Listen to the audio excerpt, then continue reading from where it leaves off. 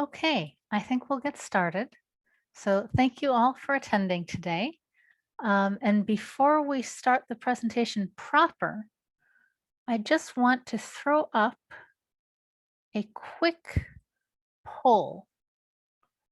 So if everyone could just fill that out for a moment, and in case it's not clear, 1 is the least, 5 is the most in terms of measuring confidence.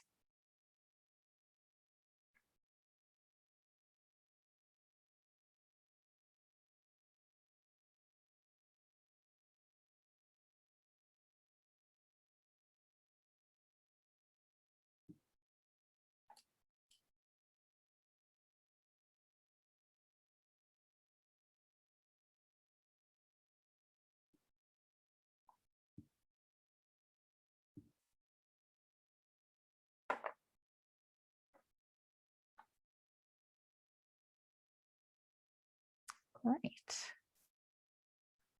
Okay, so looks as if people are mostly feeling not intensely, but moderately confident, which is totally fine. That's what this is for today.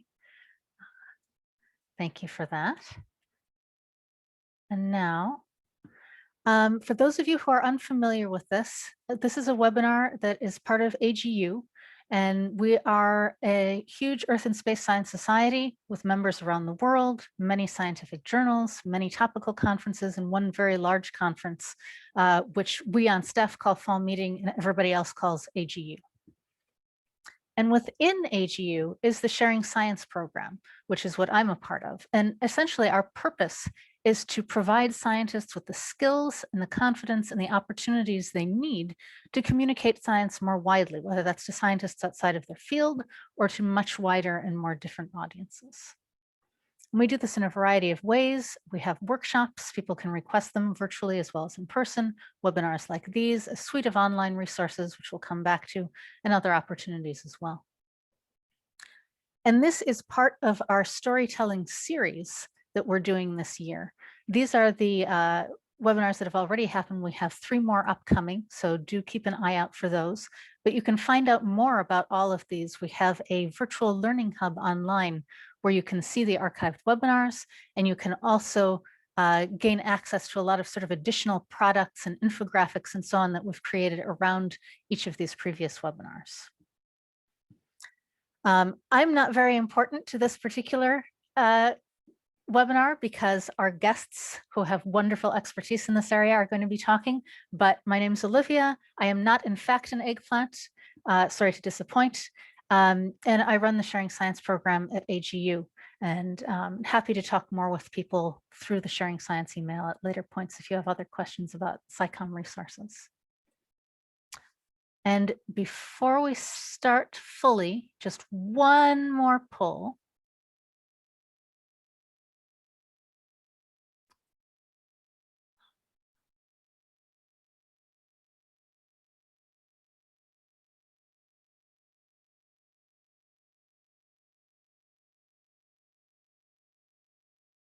Oh dear, I'm sorry, this was the wrong poll. Let me end this one, my apologies. And we'll get back to the work at hand. And I'm just so pleased that we have such wonderful guests today to conduct this webinar, terrific filmmakers and scientists who have done AGU Cinema, if you're familiar with that at Fall Meeting, many times, particularly Dan, and I'll let them introduce what they're going to talk about as well as themselves. Thank you, Olivia, for a very kind introduction. Me and Martin have done a few of these workshops, also in combination in association with EGU, so the European Geophysical Union in Vienna every year. And this is just a part of a workshop on videography, where we not go into many technical details because it's more or less about concepting and about storytelling. And so that's why we're here to hopefully give you guys some insights in and how we as commissioned films, because we are making commissioned films as professional filmmakers, how we actually deal and handle with these creative questions. Martin, could you? Yes, so well, this is so welcome everybody. Thank you also Olivia and the whole team for inviting us. I'm glad to be here with my colleague Dan to talk to you about this topic. So I guess, well, we are going to go through our presentation here and sort of build up in this four main topics. First, we present ourselves, then we look at audiences, which is an important question to answer if you create any kind of content, really. And then we look a little bit at story and what film can do for your science, so to say. So maybe the next slide, and that will be Dan, I think. Yep. Yeah, well, thank you. And another short introduction. My name is Dan. I've been a filmmaker basically my whole professional career. I started as a photographer basically, but I got interested in videography right after, let's say, the transition from celluloid film, original film, to video. That was kind of like a really nice roller coaster to be actually part of that generation that made that transition. And from that moment on, I became hooked, directed many commercial films for all kind of commercial companies. But then to come to the science part, 10 years ago, I was asked to join an IUDP expedition on board this great American drill ship, the Jordan's Resolution. I hope some of you might have heard of it. And absolutely, I went to the Antarctic, which is for 2 months on a ship, and it really knocked me off my feet. I was also at this age where you're kind of, okay, what's really important in your life? What do you really care to do? How would you really like to contribute your knowledge? So I changed my, let's say, production into more scientific research, and I've been doing that for the last 10 years with a lot of fun and of pride as well, because I sense the passion that scientists have, but also the struggles they have to communicate their stories, and that's where we can help out a little bit. So you can see some of my clients. They are international. That's really nice. It's a very niche market, especially geology and marine biology. That's kind of my thing. But it's international, so you travel a lot from Japan to the US to Europe to everywhere, and meet great people and tell their stories. So that's me in the short. Just we can go to the next slide. Then we can go to basically our recent production. Martin and I were thinking, okay, but we have a few minutes, we could show something of our work. I said, okay, why don't we show just our latest thing? I'm not going to introduce this any longer. You can press on play. It's just 2 minutes, and it's something we just made for Utrecht University here in Amsterdam. Geologists at Utrecht University offer a glimpse of the distant future. These are the Somalaya Mountains, the largest mountain range you will never see. Because the Somalaya Mountains don't exist yet, but will form in the next 200 million years.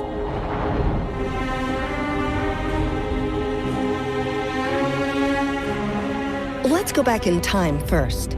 The Earth as we know it today looked very different in the geological past. Millions of years ago, the supercontinent Pangaea broke up into several tectonic plates. These plates started to move along plate boundaries. At so-called subduction zones, one plate moves below another. The upper plate can get squeezed together, and the rocks of the lower plate can be scraped off, creating massive mountain ranges all over the world. It is a never-ending process. Using data from present mountain belts, the Utrecht geologists have now deduced some rules of mountain building. Using these rules and a model of future continental movement, they can predict how subduction will transform the present-day geography into mountain belts in a future that lies immeasurably far away, where Somalia will break away from Africa and drift towards India during the next 200 million years, forming the Somalaya Mountains in the process.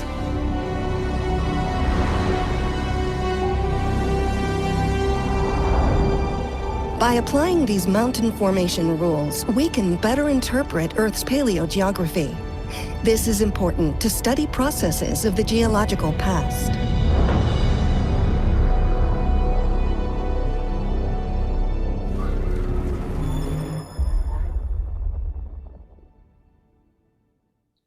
So I hope this is a nice introduction of one of our works. And what's kind of interesting is that we didn't make one single shot. This was completely computer generated. And also it's kind of interesting because I know some of the people, how much should this cost? Well, the budget was in euros, of course. It was €7,500 to actually produce this from A to Z.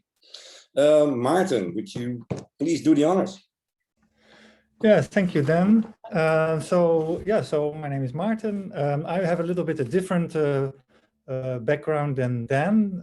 Dan has been filmmaking all the time, and I was I've been a scientist all the time, actually, who also started up picking up filmmaking about 15 years ago or so. And in that process, I met Dan in 2009, actually, when I was making a film. So I'm a planetary scientist. I've been in that field for since 1991, so almost 30 years. And so basically, I started out working on Venus and Jupiter with the Galileo mission to Jupiter at the time, and I worked on other things. And then I became a bit bored, as Jen was saying. You're at an age where you think, what is important in life? So I wanted to do something else, and somehow filmmaking found me. And so I started to do filmmaking in 2007 or 8, and obviously the most obvious topics to make films about, to start with at least, was science. So, and that topic, that thematic has stayed on in my sort of filmmaking career since 2007 for quite a bit, even though I've done other things as well. So at the moment I'm doing basically both. So I'm both being a scientist and a filmmaker as a freelancer.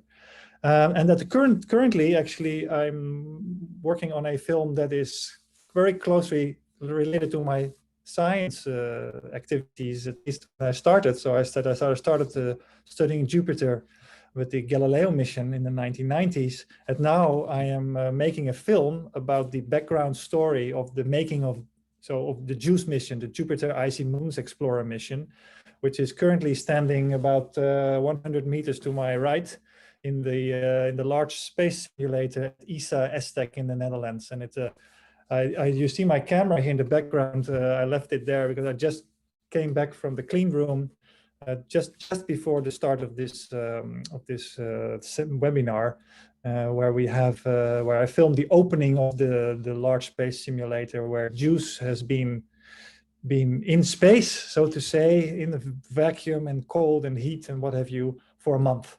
So it was the first time in a month that we saw the spacecraft again. Anyway, so that's my current project. It's a big, that will be a big film, a 1-hour documentary in the end. In a year from now, we'll launch the documentary before the launch of JUICE, hopefully. Talking about the whole background story of that mission, and not just the technology, but also much the science, the human side of it. So on the next slide, just as with Dan, I have a tiny little clip from one of video clip from this project. So the project is a big film of 1 hour, and as we are filming, as I'm filming, we use the materials to give some updates, to create also some interest, to create a presence on the internet, and we'll talk about that maybe in a while also, how to get your story out there once you've made it. It takes time, basically, and to create a presence on the internet. And so this is a very short, what we call a snippet of action, where I just put together, it's not even a minute, put together some bit of action. In this case, you can see here already on the thumbnail that the spacecraft is in the middle, and this is it is in a big tank, which is the large space simulator, which is, as I said, 100 meters to my right here. And it is this is before the closure of the chamber, and where some lights will go on, and then there's a closure, and there's a pump down starting and everything. So it's a very, very tiny video, very short, but it tells a little bit of story in a way, even though there's only one text comment, so to say. So maybe we can play it and just look at it quickly.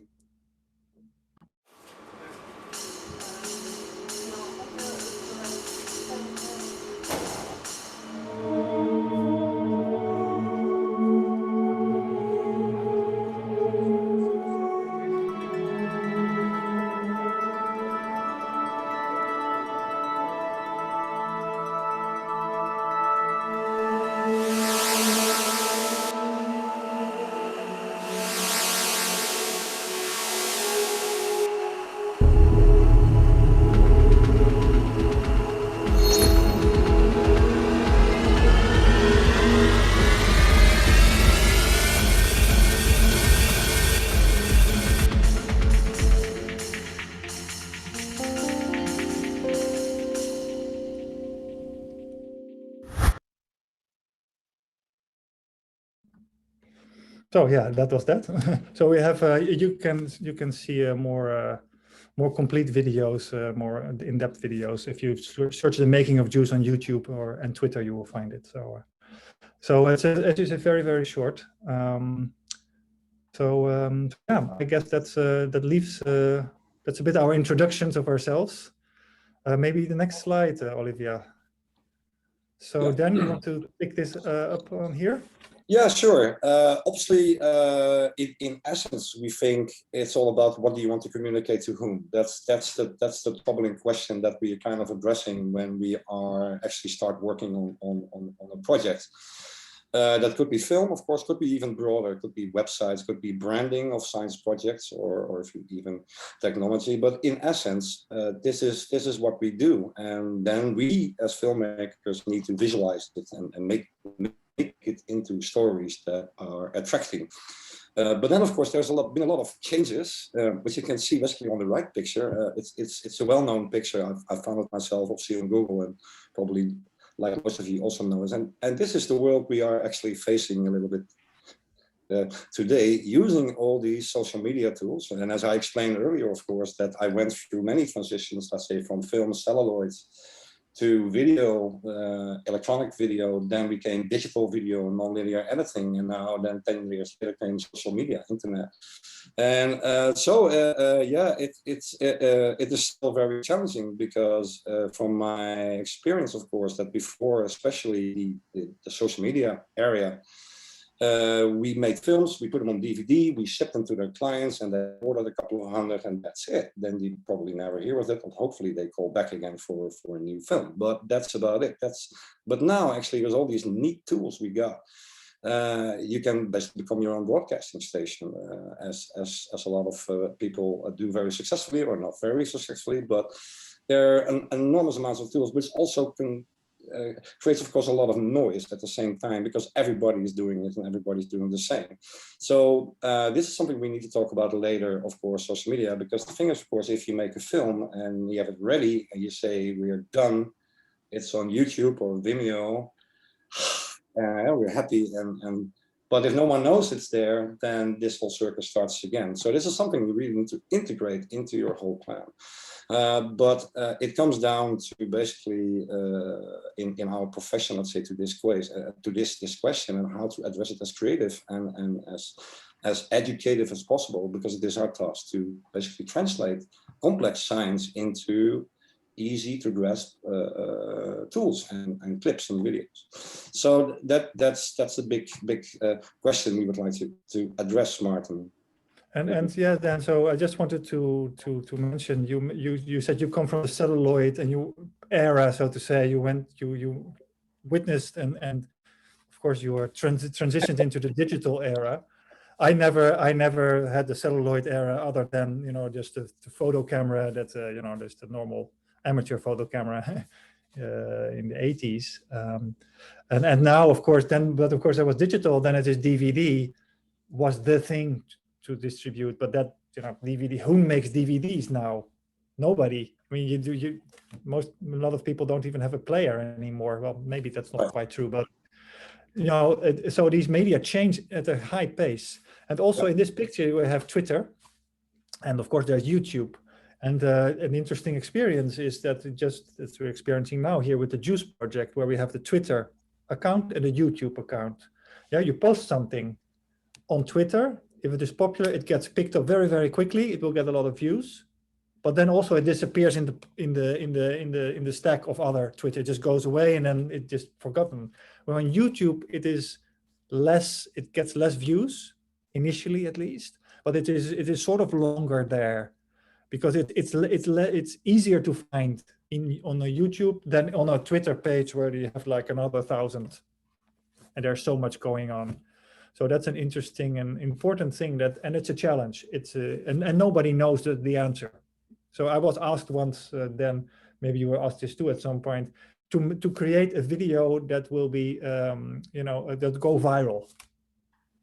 I said, yeah, nobody knows how a video goes viral. Then they add there's no budget as well, right? So and there's no budget. That's another thing. Anyway, but it could be that the no budget film goes viral.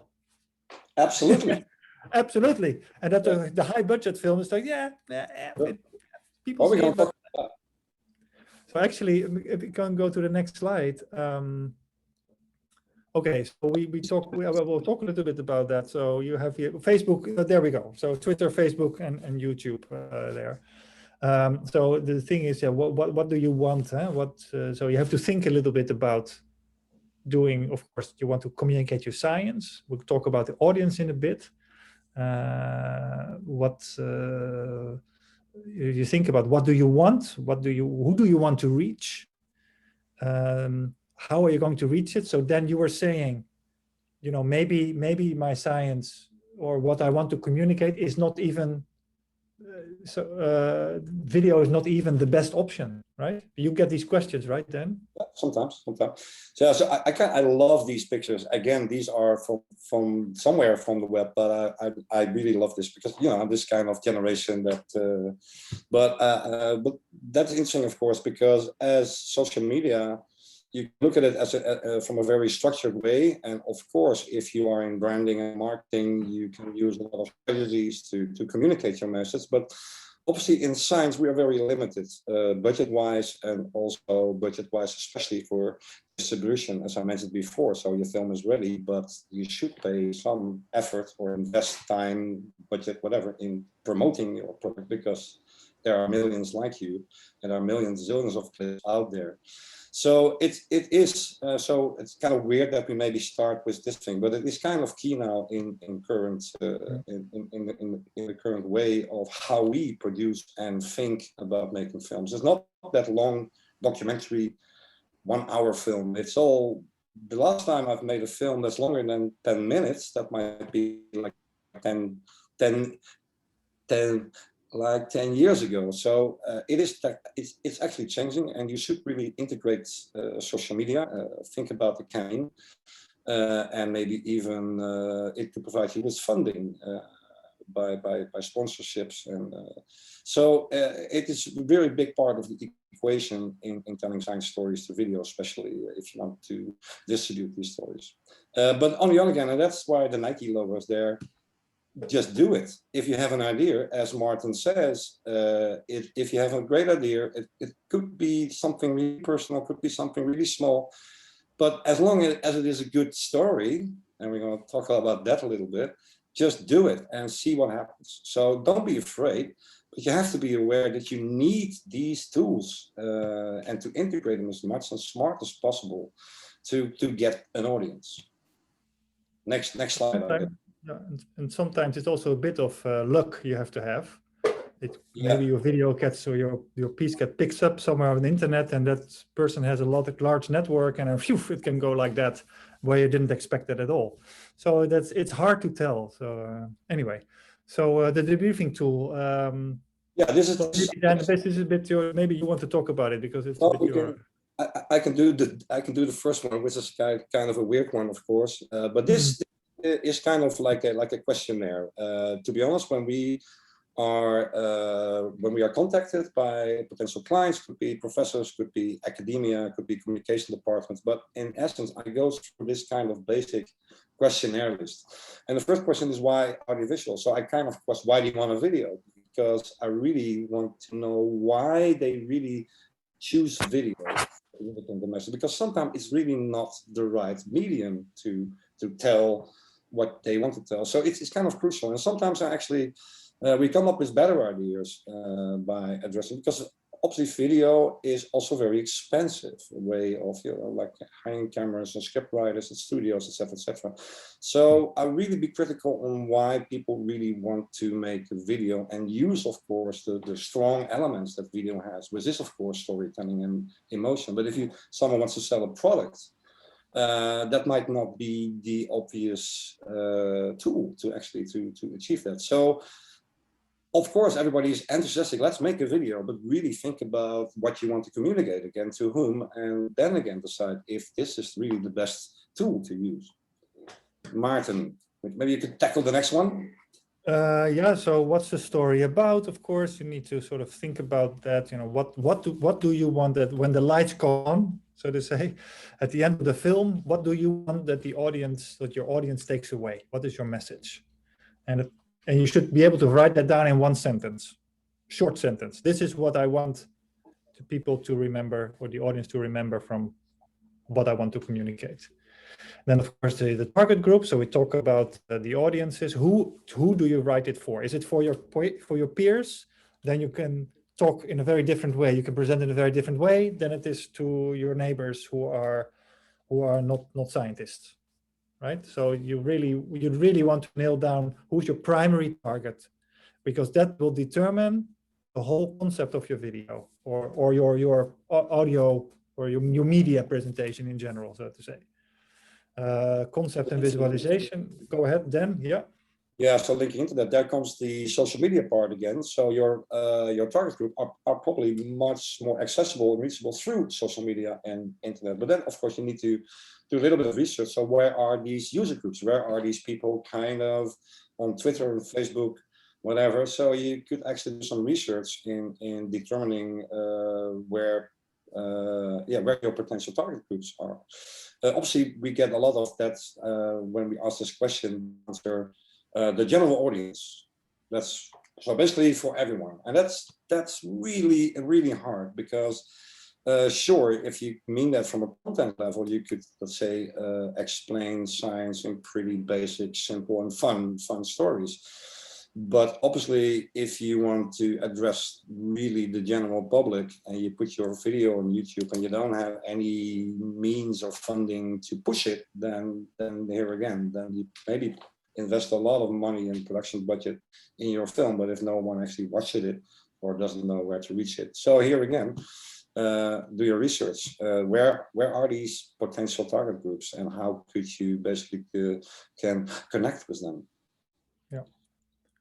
And then the fourth one is obviously like concept and visualization. So it could be like if you're working for a university or an institution, they have their own house style, they got their own face types, logo stuff, graphics, graphic style, or a branding book in some cases. And you have to work with that, which is kind of okay because it gives parameters, it gives you grip on something. But also, of course, conceptual. So what kind of style would your, in our case, our client address? Would it be like really documentary or let's say freestyle? Or maybe we could choose for animation or maybe for something in between. That could also be. So it's really essential to get grip on the way you would like to tell the story through styles, different styles or combined styles as well. And then, of course, viewing circumstances. So yeah, here again, if this video is it kind of open on public, or is it on YouTube or openly accessible? But you don't control these conditions, right? So that will be like make it short, or if you have like a long story, maybe chop it up in episodes, and maybe that's a good idea because you can weekly update something instead of your film in one go. Of course, on the internet, the importance is that you post regularly, because then you create audience, right? So if you have something big, you can chop it up in bits and release it in bits. It will create more interest. I'm sure a lot of audience have the same experience. So when they are using YouTube or Vimeo, that then they you send an email or a newsletter to all your friends or the communities and then you get a big spike, of course. But after a couple of days, maybe a few weeks, it will drop down. So you have to continuously attract people and attend people actually to it, and that's part of the social media campaign in most cases. Yeah. Okay, then, so then project management and planning, budget. That's. Yeah, so that's, we start, let's say now, and on what day or time would this video or product, this tool will be available, and that kind of gives a time frame on also if it's like, well, we need it in a month, then that rules out a lot of other visual options, of course. And then, of course, a budget indication, which is maybe the hardest part because it is. Let me clear. It is pretty hard for, let's say, for us as filmmakers to come up with an estimate or quotation or a concept if you don't have any idea of the budgetary restraints. it doesn't matter what the amount is, but I need a ballpark figure just to get some framework, to get basically the story and all the elements we use and the technology and the location to get everything together. And it's really a must need. So if sometimes people ask me, I don't know what your experience is about this, Martin, that we just wanted quotes, so I can't help you guys. I need really more input, and I need a ballpark figure. Otherwise, what do you want me to do? You want a Ferrari, or would you like a Mazda, something like that? You know, it is a difference, and don't accept it when people don't give you Bob, because you're selling in the woods, and it's really unsatisfying to not get grip on these kind of questions. And then of course evaluation. But maybe Martin, what's your experience about these budget questions? Well, the budget, yeah, that's always an issue. in general, it's not always, but almost always an issue. So sometimes you try to get a feel, okay, what do you have? Yeah, but how will you charge? Okay, so it's a bit of a back and forward chicken and egg problem there. And then I just come up with, okay, well, and then of course this list is well put together. Then you put this together because it really says, really the things, you know, number 4 depends on 3, which depends on 2, and everything. So everything you really have to go down this list. So budget is always tricky, but you know, sort of always go, yeah. Nice too, and it might look really just to come back to what you said, then the target groups here. So your primary target group often, as you say, you get the general audience, or the general interested audience. Okay, yeah, that's what most of the time, and probably you as well. Or I'm making a video. I recently made a video for an evaluation of a laboratory. So they were targeting policymakers and funders. Well, that's a different story. Then I know, okay, you know. But in general, so the film I'm making now, and that's kind of interesting here with the primary and secondary target groups. So the film I'm making now is for the general interested audience, the juice film. Okay, so people who like space, who, you know, but not necessarily specialists. Okay, but actually, as a side effect, can you still hear me, guys? I think I lost a bit of signal here. Yeah, can I still hear me? Because it was freezing my image. Okay. I can hear. So as a side effect, so I've been putting out these short videos about juice and about the people working, and then the people here who are in the film, they come to me and they say, hey, this is great, because now I can show it at home and to my friends, and people understand what I'm doing. But this is a sort of secondary target group that I hadn't really foreseen in a way, but it turned out to be a really nice sort of target group, so that the primary target group is everybody interested, but the secondary target group in this particular case would be the people who are related to the people in the film. Okay, this is just a particular case, but this is one example. So yeah. You got, like in most cases, you got multiple, let's say like a primary audience. Let's say the Mountains of the Future clip I just shared, let's say the primary focus, of course, is the international geological communities, which are, I don't know, let's say worldwide, maybe 100,000 people, and we are now on just only 3K views, so we still have a few to go. But interestingly, and then I come to my second, that I was contacted by school television. That's the Dutch public news thing. They asked me to make a Dutch version out of this version. So because they're like, well, we got plate tectonics in 2 minutes. That's pretty neat. So we made an educational tool out of it for, in this case, for high school kids.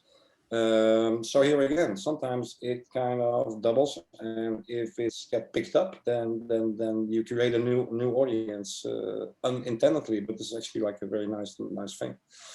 Then concluding, of course, is what we call evaluation. Of course, you know, if the video is finished and all the checks have been paid and everybody's happy, of course, I really do care about evaluating. So did we run through the process? Did we basically within the framework, did we use all the creative space that we got? How is the views are, because you could show the video, but you really need to interact, you need to communicate. So is the investment, was it worth it?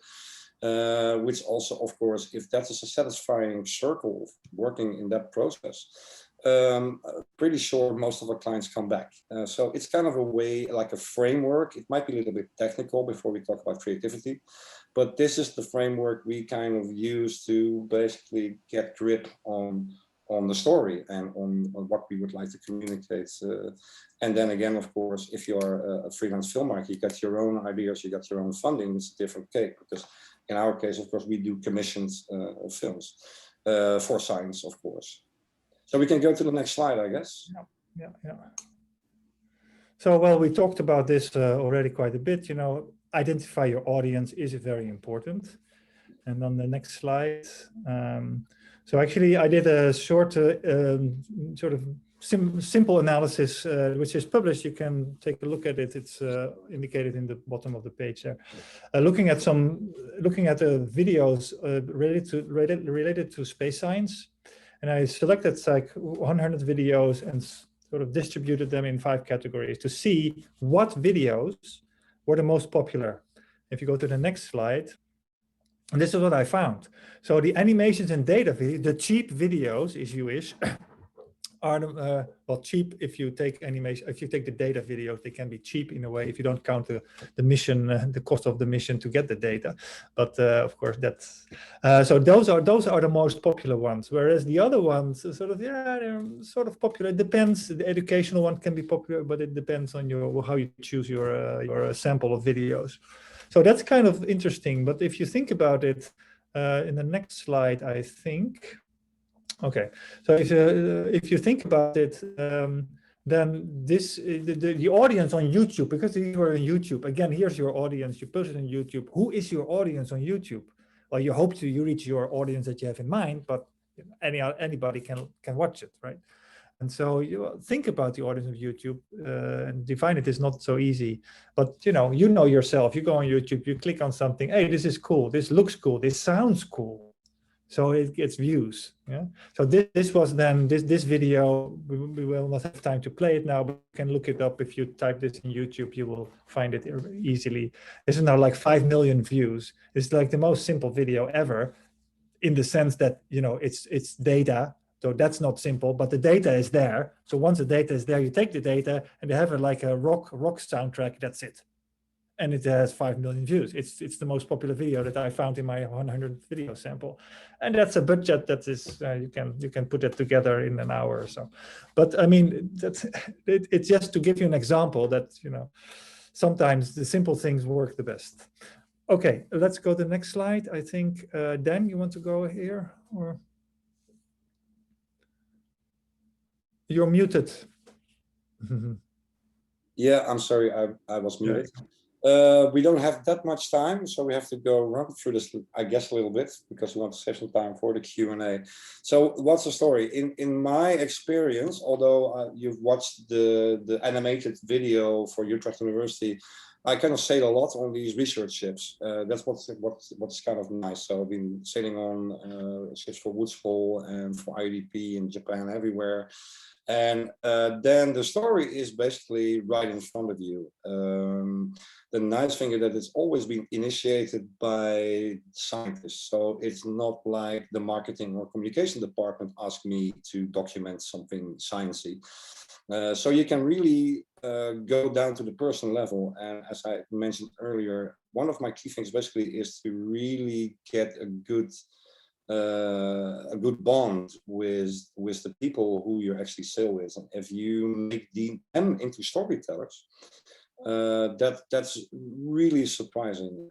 If people are at ease, are passionate about what they do, and then of course being on a ship, you are kind of limited. You cannot make animations, you cannot do a lot of stuff, but the story is basically inside the passionate soul of science. And what I kind of try to focus in during my questioning as well, if they are explaining something really complicated, then just basically go back to their childhood and ask them, okay, why did you become interested in science at the first place? And you get a different kind of conversation. They kind of get some kind of a mini heart attack because they're in their PowerPoint presentation mode. So it's basically, it's always the human factor I'm interested in any story we would like to video, because this is really the strong worthy of video to capture that emotion. Maarten, next slide. Yeah. So that's the emotion, of course. In a fiction story, you have the emotions. They are running the show. Really, that's what keeps you hooked to the story. But if you go to the next slide, of course, in the science story, that's not always so easy, because it is very easy. It's very quickly you get, if you start talking science, then you get an illustrated lecture, which can be very good. We know of this illustrated lecture here. That is a very important illustrated lecture. But it's not only illustrated, please, Olivia. So it's not only illustrated lecture. This particular film, it does have an emotional component, because we learn also about the author of the, assuming that you, sorry, excuse me, I just got something in my throat.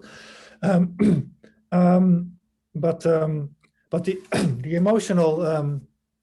What you're saying then is very true, and it is showing, getting out the human side basically of the science is, in my opinion, or with my experience, what is really what makes a film, what makes a science film interesting, or as a general audience. Of course, if I'm there as a learning audience, I don't care maybe too much about it. I want the science content, but okay, that's again your audience. And what you're saying then is very true. You were on the ship, you built a relationship with the people, and the people will start to understand what you're doing, and they will ignore you, or not as a cameraman, and they will see you as part of the team, and they will take you by the hand and basically show you the inside. Right, and that's what happens here as well. And this project I'm working on now has been filming for a year. People know me, they understand what I'm doing, and they say, "Oh yeah, come, here's a nice thing," and they will start talking, explaining about it. So you get really the other part of it as well, the emotional part, the human part of it, and that's, I think, what's important. If we go to the next slide, I think that's a bit what we have said. I think so emotion creates empathy. Yeah, you try to portray the scientist as a human being with whom you can sit in the bar and have a drink with. And that, I mean, if you can get that, if you can get your audience to that level, if you can make a film that the audience feels that, seeing somebody they can connect with, basically. Yeah. That's important, I think. And maybe to conclude this part, of course, time to wrap up. I'm always kind of happy and satisfied with the films that we make, if it really triggers curiosity, if people are really sometimes amazed or start asking the right questions and show interest. So if you can help them a little bit, especially I think high school kids, they don't have a real sense of what's going on in the world of academia. They actually they're afraid of it. They don't want to go to university because you're sitting in a lab all day, which is actually nonsense.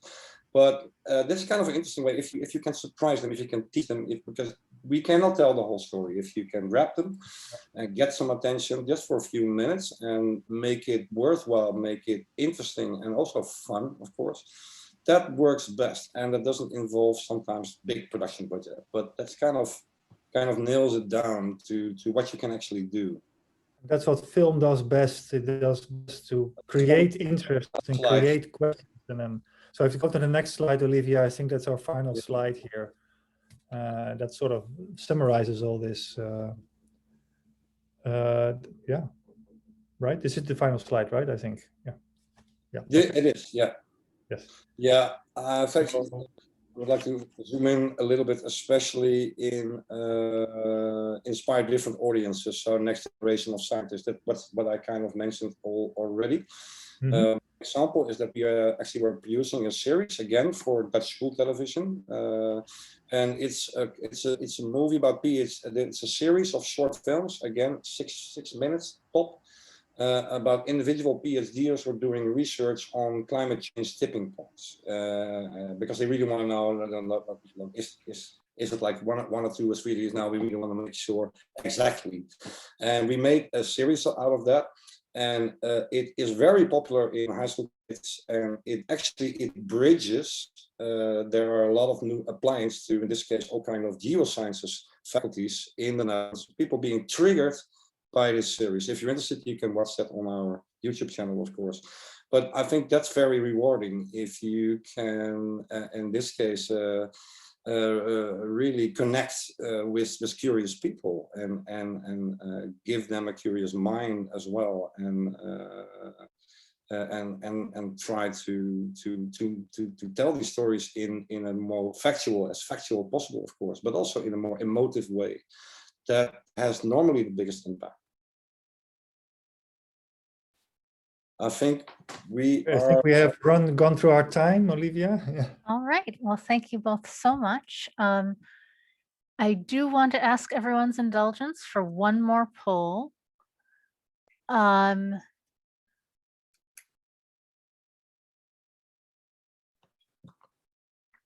just after this time together, some of you have already done this, but if you can just put this in, we'll give everybody just a little bit of time, a little minute to do this.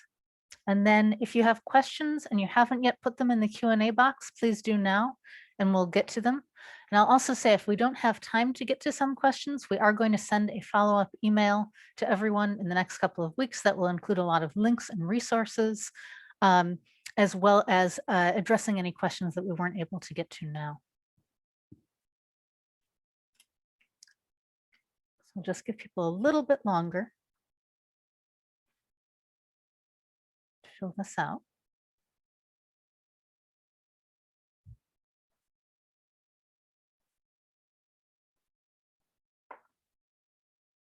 Okay. Okay, and this is really nice. There's been a real shift during this, so that's really great. And I'm going to just sort of, I think Liza has already put some of these links in the chat box for us. It's my colleague Liza who's been responding to some chat. So you can find out more about Martin and Dan's films, or if not, Dan and Martin, please feel free to put in the chat any links that you'd like to share related to your work. I'm going to follow up with the rest of this in our follow-up email so that we have time for questions.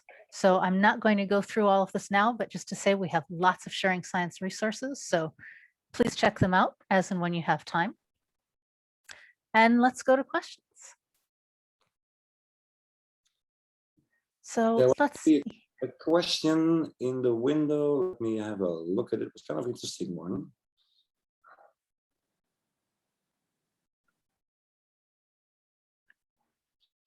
Did you ever run into a situation where local political control forced you to compromise the original content? Well, that's an interesting question. To be honest, in my experience, no.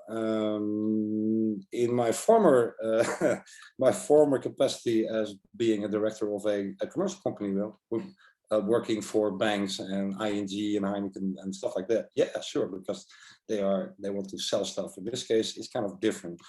There's one case I do recall that obviously we made a video showing a map of China or the whole Himalayan area in one of our videos. And then we were kind of, could you maybe please make it more into a topographical map?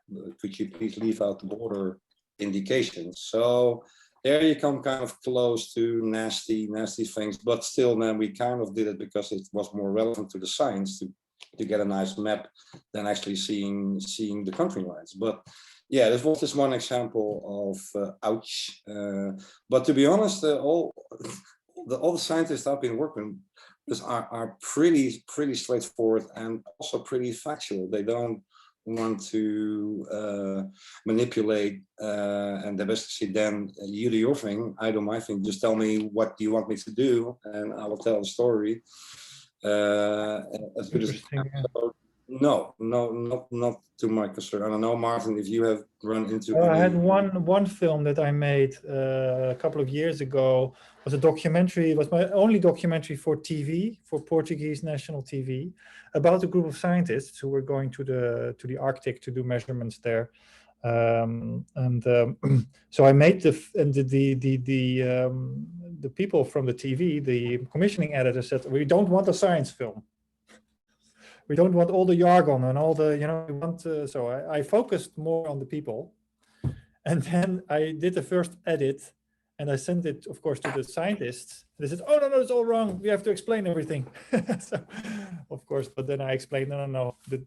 My client, so to say, doesn't want a science film. So they thought they were underrepresented in a way, in the sense that they were not getting enough of the science content out there. But so that's the only, but it wasn't political. So that's, I mean, it was a political in a way, because the people from the TV said, no, we don't want the science because our audience doesn't like the science. That's what they think. I don't know. Not too much, not too much. Anyway. Well, Martin, I see there's a question for you in particular, asking how you sort of moved from being exclusively a scientist to also being a filmmaker and science communicator. Yeah, that's a good one. So actually, I sort of gave up. I thought I would give up science at some point, which I did at some point, and then really just stopped doing science and thinking that I would never go back to science, because I thought once I stopped publishing, that's the end of the story. And so then so this was in 2007, as I said, and I was lucky to find enough. I mean, I sort of made that switch when I had enough points of filmmaking that I could hang on to and sort of make a living. In the end, you also have to make a living, right? And that worked. But then actually science found me back like 7 years later through a colleague who said, oh, we have a little project. Do you want to do a little work for us? And so at the moment, I'm sort of doing both again, which is kind of good, because the filmmaking doesn't occupy all my time and the science doesn't occupy all my time. So combining it for me at this moment is very good. But it is a bit of it takes a bit of just do it, like we said in the beginning. And of course, everybody's situation is different. In the end, you do need to make a living. So it's not always easy to do it probably the way that I did it. But as I said, just do it. Take a camera, just go film. Or your audio device and make something audio, So. Yeah. Well, we have a couple of related questions, or at least I see them as related in the Q&A, which is one, do you have suggestions on how to create science media that appeals especially to younger generations to promote their involvement in science? And then there's also a question about how you feel about Instagram as a video storytelling platform. So either of you have thoughts about those? Yeah, so Instagram, I have zero experience, I must say. Absolutely zero. So I cannot say anything useful about that. Dan, do you have any experience with that? Well, I have an account, but that's about it now. But I understand the question. Yeah, sure. But then again, it dives into, let's say, target audience. If you're targeting, let's say, young, hip, trendy people, then this is one way. Of course, TikTok is also, and then of course, like video it's not like, it is storytelling, of course, but it's so segmented. And so to be honest, it is great for creating attention, maybe for teasers and previews and trailers, but you really want to get your audience, let's say, to your website, or at least to your own YouTube channel, where you can actually see what's going on. So yeah, you could use these tools, and then related to, let's say, younger people, like obviously then you have to go for animation, because for young kids, then we need to simplify things, and what's then animation. And as Martin explained, sure, on YouTube you see this exploding, that anything that animated, it gets kind of like a lot of but then of course there are a lot of bad animations, or at least content wise. So it's pretty hard to address it, as long as you there's a big difference, of course, if you talk about, let's say, high school kids who are, let's say, 12 and older, and like younger, like we did a short series on the drill ship, actually working with puppets, the ocean drilling for kids, which was really nice. So, but it's kind of in that case we made a combination about live action and with puppet, but it helps to try to simplify first your story to your audience, and then you can decide what the best platform is, of course. And it could be a very extended video animation. It could also be something very simple. But the repetitive thing, especially using these social media tools, are just brief and short, and you get a little bit of attention, but the next day, because everyone is doing that, everyone is shooting this hill, and everyone wants to get your attention. You just drown your content very quickly in the flow. It's limited. It is really, it's a good medium, of course, to get awareness, but it's not, I think, a platform where you can actually communicate and interact with your audience. So, John, you had mentioned content, and there's a question here too saying, we're seeing several science documentaries on media like Netflix, which garner a lot of views, but some at least are one-sided, only showing one side of a problem. They're saying, you know, in science itself, we have the peer review system. Is there a similar mechanism that can, or perhaps is being used for science videos and documentaries? Good question. Good question. Yeah, good one. Good one. Well, I'm not aware of any system. No, but it kind of controls and checks itself by working on a video, making a video, and first you have the scripting, and by going reviews with all the scientists involved, sometimes even go outside of the field. To be honest, I think that in this case, or in my experience at least, the science is not being, let's say, looked at it from one side. Obviously, we are filming, let's say, a specific project with a specific goal that could be successfully reached, but it could also fail. I also witnessed that we went on a drill ship, and basically everything that could go wrong went wrong. But then again, that's a great story. That's another story, of course. But it kind of checks itself, because everyone, of course, within the science community, if you're a serious scientist, before you put something on YouTube, because you stick your neck out, so you better make sure that you are right. And obviously there will be discussions, but it's not like you are kind of making a single-sided movie, even if you are making commissioned films. That's my experience. Martin, I don't know if you agree or disagree, or... Yeah, well, it depends, I guess. I mean, I can imagine that, you know, more sensitive topics, that it is easy if you're not a scientist yourself. Yeah. Or if you're a scientist but you don't know the whole field, or you know, you don't know all the questions involved and the people involved. It can be maybe possible to make a film that is a bit more towards one side than another side, because you're just not aware of everything, and it could be, but I personally have not really ran into this issue myself, as far as I can tell, because most of the films I've been doing personally have been related to planetary science, and yeah, I know what I'm talking about there. So. Well, I think we've sort of come up against time. There are still a few questions, and we will try to address those in the follow-up email that we send to participants. So thank you all for attending, and thank you, Dan and Martin, so much for this wonderful webinar. It was so great. I learned a lot, certainly, so I appreciate it very much. Thank you, Olivia. Thank you very much, Olivia. Dan, Right. sorry, go ahead. Sorry.